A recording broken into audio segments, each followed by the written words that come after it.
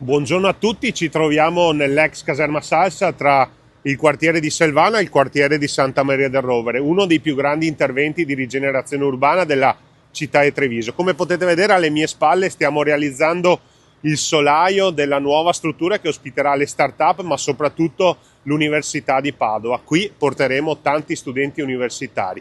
Alle mie spalle qui invece abbiamo iniziato i lavori di bonifica del bosco urbano culturale.